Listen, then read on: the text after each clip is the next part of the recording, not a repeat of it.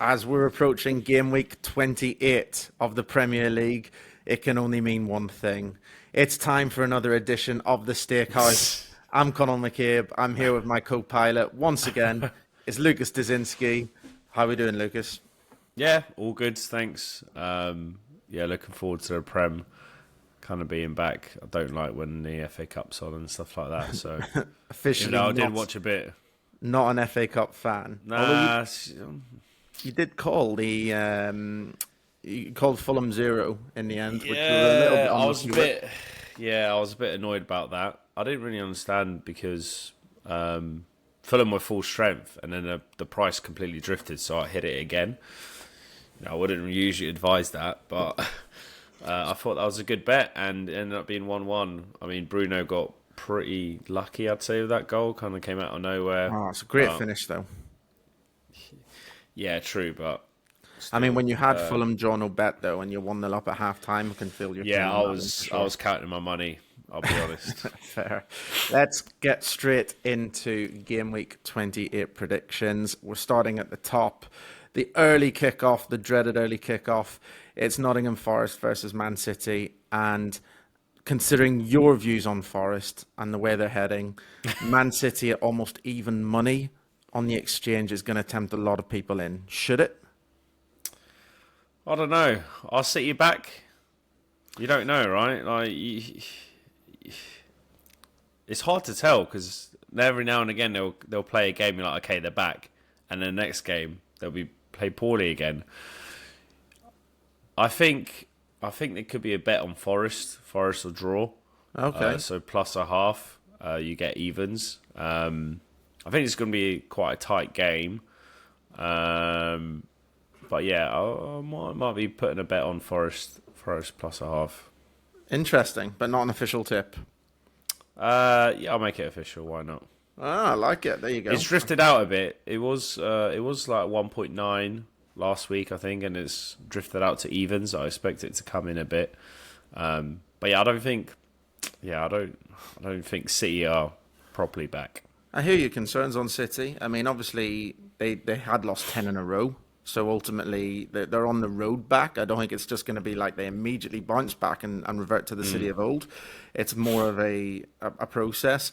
Gonzalez has certainly helped store up the midfield since Rodri's been gone. And I think that's a very important cog in terms of improvement. For me, City will go over the line here. It's not an official tip. You reckon? I do think City will win, yeah. Why don't you make it official? Why don't you make it official then? Don't worry, I have not to give away too many spoilers, but I've already got so many tips coming out my ears this weekend that I don't need another one. However, if I was having a bet on this game, I would be backing City. I mean, taking into account what you've said yourself over the last few weeks, Forest are falling off a little bit of a cliff. Yeah, it feels like in terms of performances. I think City, remember, no midweek football as well. I think that City are not a bad shot to win this game. But you've gone official with Forest minus a quarter. Let's move on. Plus a half. Forest plus a half, my bad. So effectively double if chance. it's a draw, basically Forest a draw. Perfect. All right, let's move on to the next one where we have my official tip. And I've gone on a bit of a player rampage this week. So a lot of different players in terms of scoring in the scoring markets anytime. Starting on this one, and I'm starting with a Fulham player. I obviously watched Fulham versus United very, very closely in the Cup, and there's a Fulham player that started the season very well on the front foot, eager to make a point in terms as a new signing. He went a little bit quiet mid-season, I would think it's fair to say, but he really looked back to full form, back to his best against United in the Cup. He was firing off shots from all angles. Unlucky not to score a couple. Onana made a great save from him. You can actually get him at 4-1, 5.0 anytime with Bet365. However, I don't advise doing that. I advise waiting to the day because if you go on the exchange, my guess is that you'll get him at odds between 8 and 9 to score any time, or at least 7 plus. Any idea who the player is yet? No. It's Emile Smith-Rowe. Okay. So Emile Smith-Rowe. He should start this game now. Say again?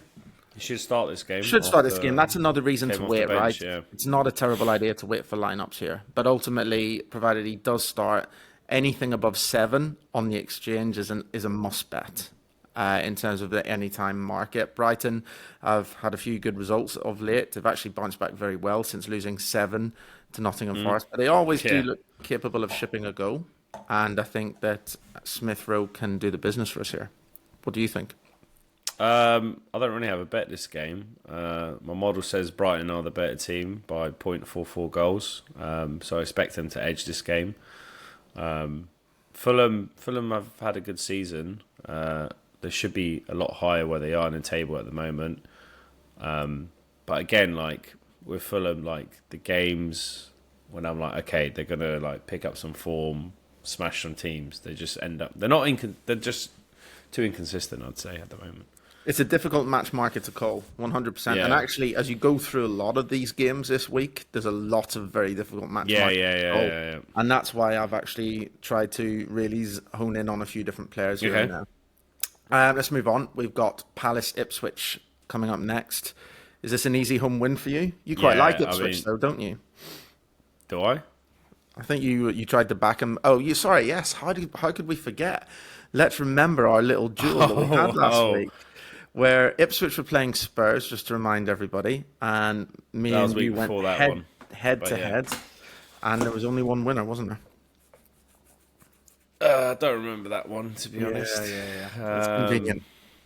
Yeah, 4-1, but XG was a lot closer than that. It was like 1 to 1.6, so... You don't win many points for XG, though, do you? Look, Skybet actually had an XG market, but I think they put it down quite quickly, obviously, because I mean, could probably make quite a lot of money off that.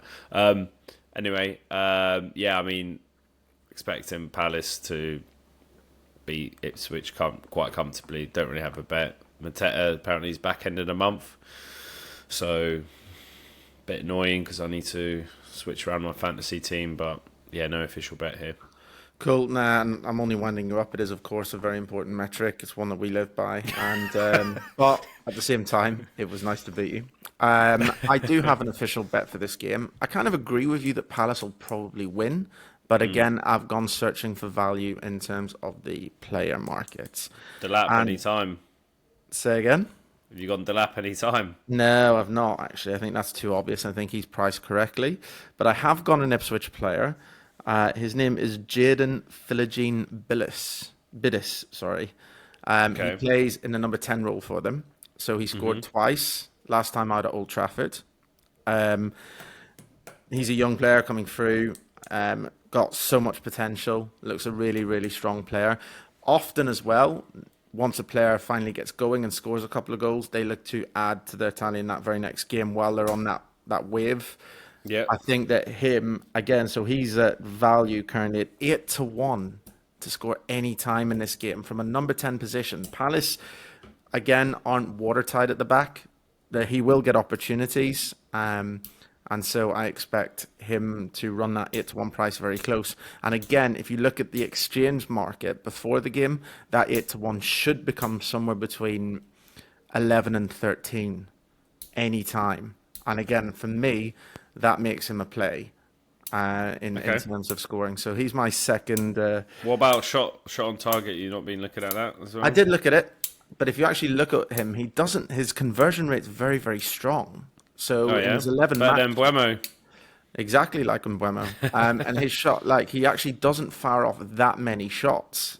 So I think he's only had like 11 shots or something in his 11 games, and he's. Or actually even less than that. I don't know the exact stats, I confess. But when looking at the data and the stats, the shots on target price didn't quite match up his current shots ratio. But he's not had many shots in total. And to have converted 2 out of his small sample size, the 8-1 versus I think it's like 13-8 or something for him to have a shot on target. It's worth chancing. Might as well, yeah. It's worth chancing the 8-1 at the higher price. So that's what I've gone for there. Okay. Liverpool versus Southampton. What are you thinking? I mean, easy win for Liverpool. Southampton are pretty much already down, right? So, I mean, can't see him causing any kind of upset.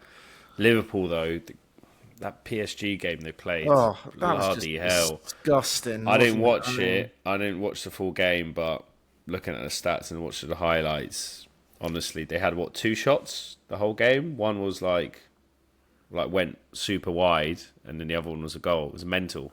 I don't know what happened. I don't know what happened with them. It was mental. Grab in the dictionary. Yeah. It reminds me of remember when Chelsea did that against Barcelona in like the semi-final of the Champions League years ago when they still had Torres or something like that. Yeah, that? Yeah, literally, yeah.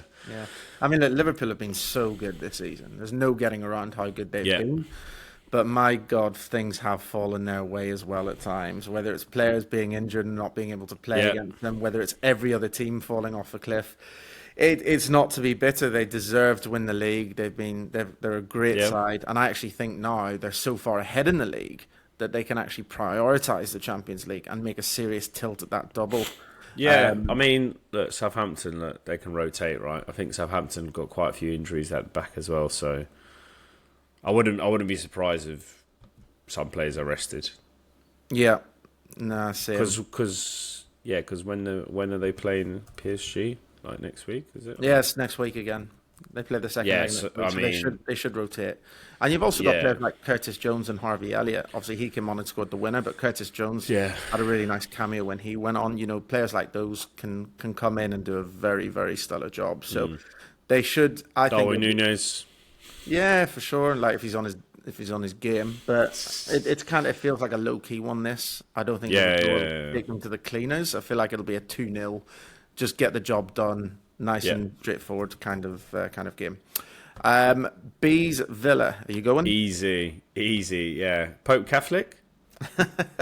Yeah, of course I'm going. Really looking forward to this one. I was a bit frustrated with Brentford against Everton. I was like, if Brentford won that game, then I think we could have had an outside chance of like finishing top 8, maybe sneaking into Europe. But I think it's pretty much over unless we go on a mad run now. But saying that, I don't rate Villa. Like, they've not been performing well. It's clear that they've been focusing on Champions League, right? So Brentford been solid at home. I think despite the results, have actually played quite well. So I've actually backed it early in the market. I've backed Brentford 0, and I think that was 1.94 when I backed it. It's come massively in to 1.73, so it's still a bet. But if you would like a slightly bigger price, you can go for -1/4. So basically, if Brentford draw, you get half your money, and Brentford win, you win. So it depends what your risk appetite is. But yeah, it's definitely still value, and I expect it to be a decent game. It's on Sky at 5:30 kickoff. So yeah, bees all the way. It's an interesting take, and I've got an interesting take on it as well, because a few weeks, maybe even a month ago, I said to you that just in the same way that Brentford's away losing form would not remain, and they'd turn it round. Yeah. Also, their incredible home form was unsustainable. Yeah. And so has proven the case. If you look at Brentford's last 6 home games in all competitions, do you know how their record stands? No, I should probably 1-0, drawn 1, lost 5 of their last 6 home games in all competitions.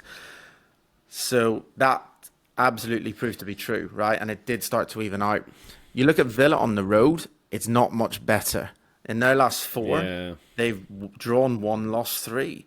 I looked at this game and thought 2 very talented sides. But if you actually look at their records in recent weeks, they're not very strong at all. My feeling about this game is that it'll be a goal fest. I don't feel comfortable calling the outcome. I think it could be anything, to be completely honest. But you're wrong. Brentford win. Brentford have recently, obviously, helped themselves to a hatful at Leicester, and Villa shipped 4 away at Crystal Palace, which was baffling. But I also think Villa have firepower going forward. Of that, there's no question, particularly with the January reinforcements, and in particular, Marco Asensio, right? Real quality player. I'm not hearing anything else against him. Like, in terms of Champions League winner, he is absolutely on. He's fire for me. Like he's a cut above anything that Villa have in their forward line. And Villa have a very strong forward line, but I don't see anyone that can match the caliber of player that he is. And I think in the remaining weeks, he's already shown some nice touches. He's on the score sheet. He's on penalties, it looks like. Yeah. If Watkins isn't playing, I don't know what the situation is. He's rubbish. He's rubbish at penalties. But ultimately, I think there's a real talented player here. And my bet for this game is combining Asensio anytime with over 2.5 goals in the game. So I don't want to touch the match market because I think it's too dodgy. But that price is 4.5 on that double, which I think is very, very fair. You've gone mental with like the player markets. I have. This week. It's time to make some more money. High risk, high reward. Exactly that, right? I mean, one of these players come in, right? I'm in profit.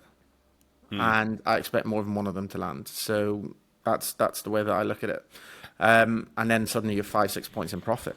So if you do the research and try and work out how the games are going to go, player markets, as I've proven this year, right, can prove incredibly profitable. Yep. So that's 4.5 for that bet builder, which I priced up on Bet365. So that's Asensio anytime and over 2.5 goals. And my last player shout is in the next game that we're going to touch on, which is Wolves versus Everton. Okay. But first of all, what do you think about this one? Well, Cunha's suspended, right? I mean, that's just so stupid of him. How many games is he going to be out for? I don't know. Not deciding yet. He really needs to watch his discipline. He's actually scored 5 of Wolves' last 7 goals. Yeah, he's so important to them. And I mean, let's remember, he got off very lightly for snatching that physio's glove. Yeah. I mean, that was atrocious, right? For as good as he is as a player, his conduct in that game was atrocious. And I think he got away with 1 game because he said sorry. I mean, that was crazy. So to not learn your lesson there and do what he has now done is pretty disappointing, and I think he's let Wolves down here. So just worth pointing out. And you're right, it will hurt them, right? Yeah. I think, well, before that, I thought it was going to be quite a tight game, but I think Everton might edge it. I had Wolves like 0.11 goals better, but the Cunha missing out is such a big player, important player thing. I think it kind of swings the other way a bit. So I feel like it could be a draw, but I think Everton probably edge it. So if I was going to have a bet, I'd put it on Everton 0. So if there's a draw, you get your money back. If Everton win, you win. It's another ridiculously hard match market to call. Yeah. You know, it could really go anywhere, and it's a. I don't see Wolves winning this. I don't think without Cunha. Okay, I personally wouldn't touch it from a match market perspective. Yeah. I think it's really difficult to call. My bet is on an Everton player by the name of Jasper Lindstrom, who plays on the wide right in a 4-2-3-1. So Lindstrom, let me give you a little bit of background info on him. He has scored 0 goals. Yeah, but what's his XG? He has posted 0 assists. Okay. So why are you tipping this player up, Connell? It makes no sense. I'm tipping him up because he has had 27 shots, I believe. Okay. So his XG is just over 2. Okay, but of those 27 shots, 14 of them, 13 to 14, just to make sure I don't misquote myself, have been inside the box in key positions. He does manage to fire off in the right areas. A goal is due. And because he hasn't scored many goals and hasn't got any assists, his price is a little bit higher than, in my view, what it should be for a player with these sort of actual other stats. Sometimes you look at data and you think you can take confidence in the fact that they're scoring well and posting regular numbers. Sometimes it's also nice to take confidence in the fact that they haven't got the rewards that they are due to get. That's how I'm looking at this. It is a little bit of a punt, right? It's probably my dodgiest punt that I'm putting forward this game week. But he is currently posted at 5-1 to score any time against Wolves, who again are leaky. And I think he should play 70, 80 minutes of the game minimum. Again, wait for team news. I'm almost certain he will start, but I think closer to the game, again, you'll get more like somewhere between 8 and 10 on the Betfair exchange when you're doing this one as a single. Not bad. So that's my shot on it. I wouldn't touch the match market. And if you're looking for a bet on this one, my official tip will be Jasper Lundstrom to score at any time. Let's move on and talk about the Sunday fixtures. We have got Chelsea versus Leicester first up. I think we can rattle through this one pretty quick. I mean, Leicester just awful. Getting hammered week in, week out of sight. Van Nistelrooy was a terrible choice. Doesn't know how to set up a defense. Yeah. Much as I love him, much as I love him, but and always respect what he did at United as a player, and I'm sure he will go on to be a good manager. But it's not at Leicester. I don't know what he was thinking taking a job. It's like such a hard job. Like surely you want to go into a bit of an easier job. Yeah, I mean they were never set up well to succeed. But I don't know why Van Nistelrooy took the job, but I also don't know why Leicester appointed him. I mean, it just didn't. They usually make some they make some decent signings, smart signings over the years. So I'm surprised they went with that. But yeah, but you look at their squad now; it's too weak. I mean, what will he do? Will he stay with them in the Championship? My guess is probably not. And the whole thing just absolutely looks like an abject failure. Chelsea still are flattering to deceive. Still think they're really poor. But the one thing is they did batter Southampton 4-0 at home last time out. This feels like it will be a very similar game. Yep. It's another chance for Cole Palmer to get back to his best. It feels like it'll be a fairly comfortable routine home win for me, and I can't really find a betting angle. I don't know if you feel any different. Yeah, not really, to be honest. Okay. Like a routine win for Chelsea. All right, Spurs v Bournemouth, and my very last tip of the weekend. Yeah. What have you got for this one? Tricky again. Like our Tottenham back, they're getting players back, etc. They played awfully in the Europa League on Thursday. Solanke went off injured as well, I think. So, like, is he injured again? Kulusevski's obviously out till end of March. Bournemouth, they're doing really well despite all the injuries, etc. They're smashing it. They're getting players back now. I think Bournemouth will edge this. So, official tip for me is Bournemouth 0 on Asian handicap at 1.89 you can get. So basically, if it's a draw, you get your money back, and if Bournemouth win, you win. Okay, so you think Bournemouth are a shot here? I mean, when I looked at the match mark, before we even get into this, I mean, you're right, they were awful in the Europa. And obviously Son's come out either last night or this morning, and he's saying things like, as a captain, he's trying to act like a captain. He's trying to say things like, oh, we weren't good enough, I wasn't good enough personally, the team weren't good enough. But it's great to captain after the game, and Bruno Fernandes does this a lot. And I love Bruno, by the way. I think he's come on so much in recent years and is very, very underrated as both a player and as a captain. But I just don't like my captains being in forward positions. I've got a real problem with it because why? It's just ultimately captain. Scoring goals is the hardest part of the game, right? By a long way. And forward players, the flair players, I think they've got enough to be thinking about and working on in terms of that side of things. What do you think that it impacts the play on the pitch? I do completely. Surely not. I want to. If you're captain, it's not going to change the way you play, right? I think it can do. I want to see my captain either in the back four or in the engine room in midfield, in the heart of the game at all times. Like, think of sometimes you leave forward players up for corners and things like this. If there's players that are more isolated from the team, it's wide players or front players.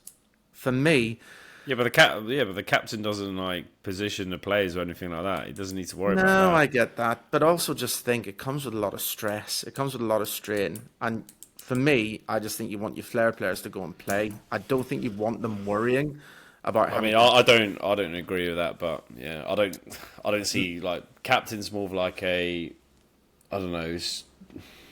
I don't think it will impact a player's performance if they're captain or not. Okay, I mean, you look at some of the teams at the moment. Liverpool, who's their captain, Van Dijk, heart of defence. You look at Arsenal, who's their captain, It's Gabriel, right? Is Gabriel Is it? I thought it was Odegaard. It might even be Odegaard, yeah. But at least he's centre mid, right? Yeah. Ferry's a little bit more advanced. You look at Chelsea again, centre mid, Enzo Fernandez. You look at, not that they're doing great, but ultimately two of the sides seriously struggling in terms of Tottenham and United. It just shows a real lack of leaders, to be honest, throughout the squad, which is why they've turned to Son and Fernandez. But for me, I just don't love it. Okay, anyway, so what's your tip anyway? Go on. My tip anyway on this game is, if you look at Spurs, you said it yourself, they are getting players back, and I think that their home form actually isn't that big a disaster. They've had some fairly good results at home. Don't forget they beat Liverpool, a full-strength Liverpool, in the first round of the semi-final of the Carabao Cup. Yep. They beat United at home, although that was a crazy game. Their home form isn't that bad. When I looked at the odds, I was really surprised to see Bournemouth favourites. Like, I get that Bournemouth are having an incredible season, but Bournemouth have used a very similar 11. I think fatigue will catch up with them. I just think Spurs at home here at 2.72 on the win market is not a terrible price. So I think for that, and of course they did have a bad result in Europe, and I think they'll want to see a reaction. So for me, I've actually gone a Spurs win here as an official tip at 2.72. Okay, head to head, let's go.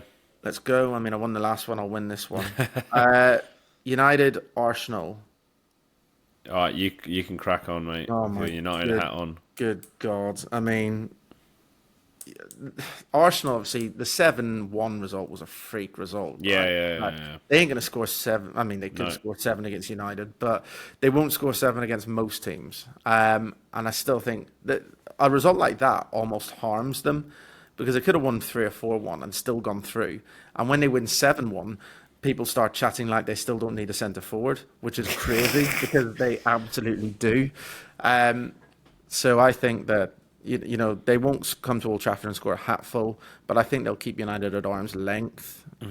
Probably they'll get a narrow win, 0-1, 1-2, something like that would be my score prediction without having a horse in the race. Yeah, I mean, I think Arsenal will win this. Don't really have a bet on it. I'll watch it, but it'd be nice if United cause an upset. Why not? Chance would be a fine thing, wouldn't it? All right, and then we do have a Monday night kickoff as well, which is West Ham versus Newcastle, rounding off the weekend. What are you thinking for this one? Newcastle a bit hit and miss, like we spoke about them throughout the whole podcast, right? They started they had really high expectations, start the season, started poorly, then got some, got into a bit of a rhythm, got some form, but then they're so inconsistent. There's some games where they expect to win and they get smashed, so not sure. Like West Ham are looking a lot better now on the Graham. They're looking better and better after each game, so I haven't got a bet on this. I think on paper, in terms of like the model, I think Newcastle are the better team. I think Isak's fine to play. Hall's obviously out injured. Bit of a blow, but look, they got enough players to back up. Like Livermento's really good, so I don't think that's going to be a significant blow. Saying that, not sure where this could go, but I think this could be a decent game. Could see West Ham nicking it. Could see it being a draw. Got no bet for this, but I'll be watching it for sure. Yeah, it's just another match marker that I just find really, really difficult to call. So again, I won't be touching it from that perspective. Potter's win record actually is not very good at West Ham, by the way. They got turned over by Brentford at home recently, as you all know. Yeah. I think they perform better in the games against the bigger sides, which could maybe help with Newcastle. Maybe it's worth noting they did go away to St James's Park earlier in the season and win 3-0. Really trying to clutch at straws to find some sort of angle. Newcastle, as you say, I mean, they're just a... You just never know what's going to turn up. Nightmare in terms of trying to predict what's going to happen with them. I just really wouldn't touch this game. I think it could go absolutely anywhere. So for me, it's a no bet. If you really, really push me for a result, I'm going to sit on the fence and say 1-1. All right. There we have it. So let's do a recap. What have you got? I have Nottingham plus a half. I have Brentford 0 or minus a quarter, depending on your risk appetite. And I have Bournemouth 0. Okay, and if somebody looked to combine them in an acca, obviously 3 even money shouts, probably looking along the lines of 6-1, 7-1, right? Yeah, something like that. Okay. For me, so obviously I've got a lot of different player shots in here. Now I put them in an acca for now, but you'll want to back these players, as I've mentioned, as singles, most likely on the exchange where you'll get much higher prices for them. But I have put it all together in an acca, just for anyone that needs to win a huge amount of money to pay off all their losing Cheltenham bets next week. So here we go. We've got Jasper Lundstrom anytime at 5-1 for Everton v Wolves. We've got Emil Smith-Rowe anytime at 4-1 for Fulham v Brighton. We've got Jadon Philogene Bidens anytime at 6-1 for Ipswich to score against Palace. We've got the double of Asensio anytime and over 2.5 goals in Villa versus Brentford. And finally, we've got Tottenham to win at home to Bournemouth, which comes in at 8-5 as part of the acca, but again, you'll get a slightly better price on the exchange. So the odds of this bet are, I'm a bit scared to say it. I don't even have the exact odds to it. What did I said it to you, didn't I? I put 85p on it to cover myself because it's obviously not going down as an official tip. I'm doing them all as singles. 2,456-1 if you want to look at banker, wicked banker. All of those selections. And if that bet wins and you put it on, you immediately go and tell absolutely everybody about this podcast because you owe me. So that won't happen. Ultimately, have a quid or two on that for a bit of fun. But ultimately, if we can get a couple of the players in, then we make a very, very handsome profit. So do all of them as singles is the optimal betting strategy on that. And there you have it. It's another episode over. Let's see how we both do. And we'll be back to share the results and more tips when we preview game week 29. Good luck with your weekend betting. Good luck.